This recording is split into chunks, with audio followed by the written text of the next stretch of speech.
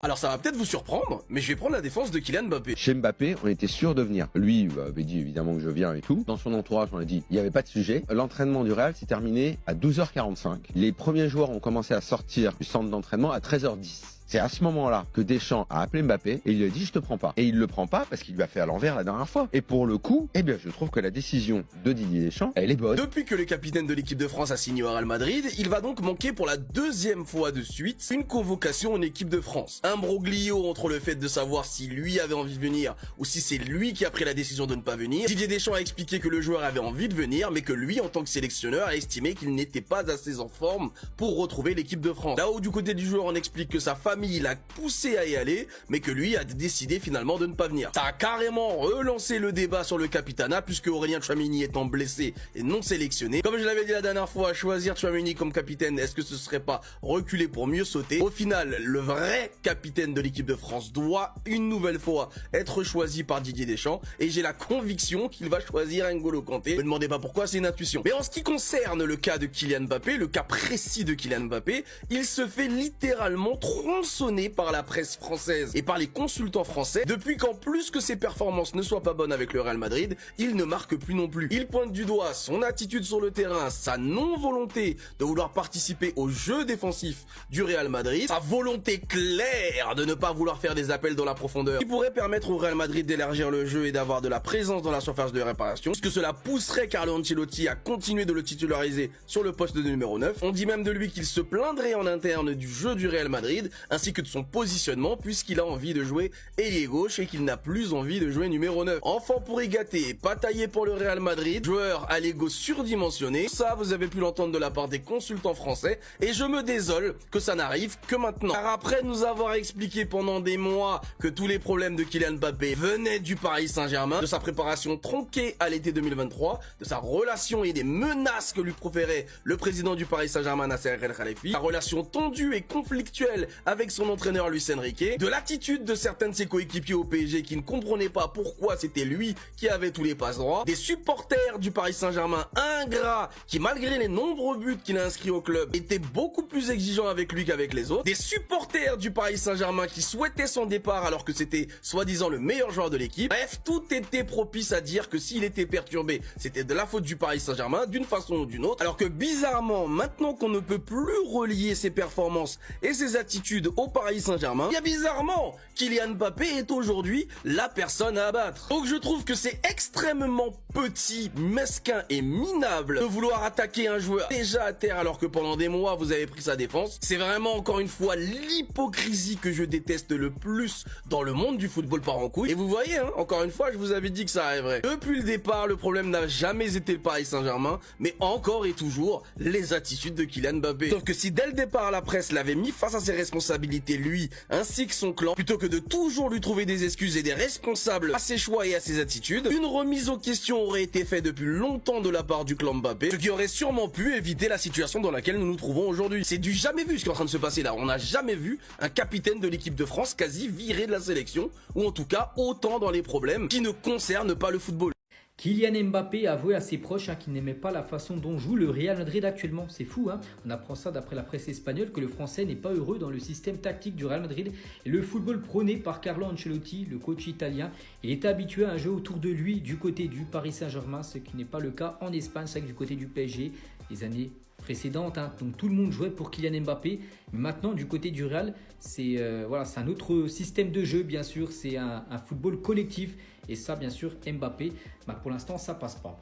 Le Real Madrid joue demain contre l'équipe de Osasuna en Liga, coup d'envoi 14h, tout début d'après-midi. Donc après 2 défaites d'affilée, le Real Madrid doit réagir et voici l'équipe attendue avec un Mbappé, malgré qu'il n'aime pas trop jouer au Real. Enfin, la tactique d'Ancelotti devrait de nouveau être titulaire avec Vini et Rodrigo. Donc Tchouaméni blessé, ne sera pas là, ce sera Camavinga qui va le remplacer avec Valverde et Bellingham. Franck Garcia pourrait remplacer Ferland Mendy et Lucas Vazquez bien sûr au poste de latéral droit. Et à noter les gars, lors de ce match, attention à Vini Junior, parce que s'il prend un carton jaune pour le match de demain, il sera suspendu pour la prochaine journée, qui sera le déplacement du côté de Leganés après la trêve internationale. Encore une fois, Ancelotti a trouvé la solution. La première fois qu'Ancelotti a dit ça en conférence de presse, ça s'est fini comme ça. Effectivement, vu le résultat du Classico, de quoi perd l'équipe, n'est-ce pas, Militao? Brian, tu t'occupes des deux là. Et puis la dernière fois que j'ai vu un tweet similaire, ils ont perdu 4-1. Drôle de goût à la revanche à l'entraînement. De quoi perdre l'équilibre, donc. Brian Zaragoza, c'est à toi de faire le taf. Pour rappeler, ils vont jouer Osasuna, Bernabeu. Notamment de Brian Zaragoza, celui qui avait fait une misère à Koundé en le fin temps ici, bien sûr en marquant également lors de la défaite 4-2, en faisant limite la célébration de Brahim Diaz. Tu avais signé au Bayern, t'es prêté à Osasuna, je veux que tu sois méchant demain. Surtout que tu as appris ta convocation avec l'Espagne, donc je t'invite à y aller avec confiance au Bernabeu. Après, le Real est assez en difficulté vu qu'il doit rattraper des points, mais vous espérez compter sur les jeunes, je comprends pas, alors que les anciens ne se gèrent pas forcément. Après, ils peuvent apporter un plus, de là à compter sur eux. Je ne vois pas Ancelotti compter sur eux pour remonter la pente. Les gars, il y a trop d'ego dans le vestiaire. Donc de la même manière que tu as taffé Koundé, tu vas me taffer Vasquez là-bas. Là. D'accord? Si vous partez là-bas avec un match nul, c'est parfait, ça nous arrange. Comme ça, nous on prend 11 points d'avance, je crois, et nous on s'occupe du reste. Les gars, ça y est, c'est la fois de trop. Je l'ai tellement défendu. Majin Mbabidi, Mboutou, les gars, regardez ce qu'il vient de dire, ce qui vient de se passer là. Quel Mbappé avoue à ses proches qu'il n'aimait pas la façon dont joue le Real Madrid. Le Français n'est pas heureux dans le système tactique du Real Madrid et le Français prôné par Carlo Ancelotti. Il était habitué à un jeu autour de lui au PSG, qui n'est pas le cas en Espagne. Vous croyez vraiment que c'est vrai? Les gars, s'il vous plaît, regardez la gueule de la source. Mundo Deportivo, le nombre de fois où ça a été fake, ils ont lancé des trucs fake. Les gars, moi je pense sincèrement que c'est fake. Mais les gars, si c'est vraiment vrai, je suis tellement déçu de Mbappé. Parce que moi je pensais qu'il allait changer en venant à la Madrid. Je pensais que ça allait devenir une nouvelle personne, un mec mature. Mais en fait, c'est le même gars qui était au PSG. Moi je pensais que ça allait être un nouveau gars. Genre, il allait être sérieux. Mais j'espère vraiment que c'est faux, les gars, par contre. Hein. Moi, je me suis dit, là, il va avoir bientôt 26 ans. Il n'a pas encore eu Ballon d'Or, pas de LDC. Il va venir en tant qu'une personne respectable. Il va pas faire de la merde. Il va pas foutre la merde au Real Madrid. Du coup, les gars, j'espère vraiment que c'est fake, tout ça. Mais c'est bizarre, hein. C'est bizarre, cette histoire. En plus, il avait dit quoi? Moi, je joue là où le coach me dit de jouer, quoi. Ça n'a pas tenu 3 semaines, ce truc-là. En vrai, s'il dit ça, alors que le système, s'il ne marche pas, on sait très bien c'est à cause de lui, dans le sens où il doit jouer numéro 9, mais il va à droite ou à gauche. Il n'arrive pas encore en tant que numéro 9, et je sais pas s'il va arriver un jour. Mais du coup, en soi, si c'est vrai ce qu'il dit, c'est du n'importe quoi. Parce que bref, c'est bizarre. Et qu'est-ce qu'on attend pour le virer? Virez-le! Après ce que Carlo Ancelotti vient d'oser dire en conférence de presse, si on le vire pas au cours de la saison ou à la fin, moi je quitte le navire. Oui, parce que le Real Madrid n'est pas le seul club qu'on peut supporter. Je vais aller supporter Crystal Palace, j'en ai rien à foutre. Déjà, s'il y a une chose que je tiens à dire, le Real Madrid, je vous aime bien, mais qu'est-ce qu'on est des ingrats. Qu'est-ce qu'on est des ingrats. Rodrigo se retrouve aujourd'hui dans cette position-là. Regardez-le, on dirait un joueur lambda, voilà, qu'on a recruté il n'y a pas longtemps, un joueur qui n'a servi à rien au club. Regardez dans la position où il se retrouve, avec 2 gamins qui viennent d'arriver. Même les 2 gamins n'ont pas leur place là où ils sont là. Ils sont censés être sur le terrain. Et comme vous le savez les amis, Endrick, depuis maintenant plusieurs matchs, il n'a plus joué ne serait-ce qu'une seule minute avec Carlo Ancelotti. Et aujourd'hui en conférence de presse, un journaliste a demandé à Carlo Ancelotti pourquoi il n'a pas donné de temps de jeu à Endrick face à l'AC Milan. Et voici ce qu'il a répondu. Il dit pas de minutes pour Endrick, il est prêt à jouer s'il l'est appelé. Rien n'a changé, il s'entraîne bien. Pareil pour Arda Güler, 2 jeunes joueurs talentueux, mais l'idée pour l'instant est de renverser la situation et non de distribuer des minutes. Tu te fous de nous?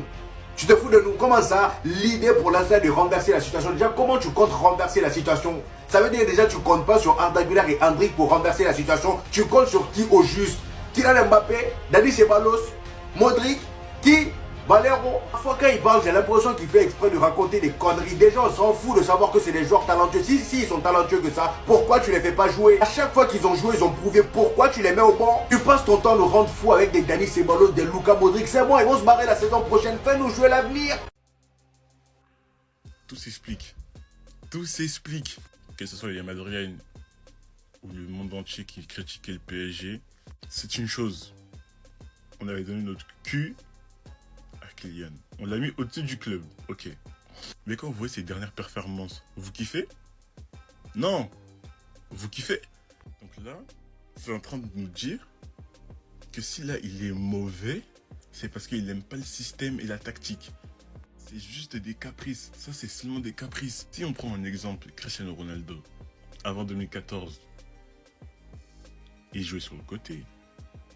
Depuis sa blessure, il a réinventé son jeu, il a changé de jeu, il a joué comme un BU, ça a marché, fin. T'as là, Kylian Mbappé, il fait des caprices, il n'aime pas le système. Donc sur le terrain, ses performances se voient et il est gaze. Il a pris le boulard chez nous, il va prendre le boulard chez vous. Voilà. Les gens qui disaient, oh, c'est le Real Madrid. Par simple caprice, il fait de la D sur le terrain. Il est gaze là. T'as Vinicius sur le côté gauche qui était meilleur que lui. Et lui s'est dit, en venant au Real, il va prendre sa place. Non, c'est pas comme ça. On parle d'un Vinicius qui a été meilleur que Mbappé. Même là, il est meilleur que lui. Le Real Madrid, c'est pas le PSG. Le PSG, c'est mon club de cœur. Hein. Mais le Real Madrid, c'est pas le PSG. Le Real, jamais ils vont mettre Mbappé au-dessus du club. CR7, il est passé. C'est pas Mbappé qui vont laisser le club. Hein. Cette fois, c'est trop, le Real Madrid va exploser. Kylian Mbappé a décidé de mettre le feu aux poudres et faire exploser le Real Madrid. Là, ça devient du grand n'importe quoi, ça va trop loin. Kylian Mbappé avoue ne pas aimer la façon dont joue le Real Madrid. Le Français n'est pas heureux dans le système tactique du Real Madrid et le football prôné par Carlo Ancelotti. Il était habitué à un jeu autour de lui au PSG, ce qui n'est plus le cas en Espagne. Là, c'est une dinguerie. Kylian Mbappé se moque de nous. En signant au Real Madrid, il savait qu'il allait jouer buteur. Il savait qu'il allait jouer de cette façon. Il connaît Carlo Ancelotti. Il a sûrement regardé les matchs du Real Madrid vu qu'il en est fan. Donc, il a aucune excuse. En signant, il sait dans quoi il s'embarque. Aujourd'hui, il arrive au Real Madrid. Il sait que c'est censé être une grande institution, qu'on va pas lui laisser faire ce qu'il veut. Mais non, aujourd'hui, il fait les mêmes erreurs. Il nous refait le coup de l'époque du pivot game. On se rend pas compte. Peut-être que là, ça va exploser. Peut-être que là, c'est le chemin de nos retours. Il veut avoir la couverture sur lui. Il veut que les gens jouent pour lui, que ses joueurs autour de lui jouent pour lui. Mais c'est pas le cas aujourd'hui. Et moi, cette déclaration, enfin, cette info plutôt, j'y crois. Mais en attendant, allez pas. Si ça, les gars, c'est pas du manque de respect du côté du Real Madrid envers les deux cracks, hein, Endrick et Arda Güler, c'est pas possible. Regardez les 4 derniers matchs, le nombre de minutes jouées. Il y a seulement un joueur déjà qui a joué, c'est Arda Güler, et 1 minute contre Dortmund. Hein, c'est tout, voilà, 1 minute. Sinon, les autres matchs, un Milan, Barça 0. Bon, Endrick, lui, les gars, ça fait 4 matchs, même 5 matchs d'affilée qu'il n'a pas joué la moindre seconde du côté du Real. Mais bon, voilà, Ancelotti préfère bien sûr garder Kylian Mbappé jusqu'à la fin de la rencontre, même s'il déçoit. Il ne veut pas faire je sais de là. Et du côté du Real, les gars, ça commence à beaucoup faire jaser. Concernant le mercato hivernal du côté du Real, il y a déjà peut-être une signature qui est déjà au club. En gros, David Alaba devrait revenir à la mi-janvier 2025. Et en gros, sur le marché hivernal, il pourrait être la première signature entre guillemets du Real. Lui qui est blessé depuis un an, depuis décembre 2023, il pourrait faire son retour. Et ce serait comme une recrue du côté de Madrid, surtout que le Real a besoin de nouveaux défenseurs centrales. Bonne nouvelle pour Jude Bellingham, on peut voir le groupe de l'Angleterre pour les 2 prochains matchs. Et bien sûr, le numéro 5 du Real Madrid est bien présent du côté de la sélection anglaise. Et concernant Kylian Mbappé, donc surprise, il n'est pas dans le groupe de l'équipe de France pour les 2 prochains matchs. Donc Mbappé a dit à Deschamps qu'il veut retrouver sa meilleure forme. Donc il fera certainement ce retour en 2025, au mois de mars, lors de la prochaine trêve. Donc il manque lui, il manque également Ferland Mendy et Tchouaméni. Les 3 sont pas là. Il y a seulement Camavinga en tant que joueur du Real Madrid qui est présent du côté de la liste des Bleus.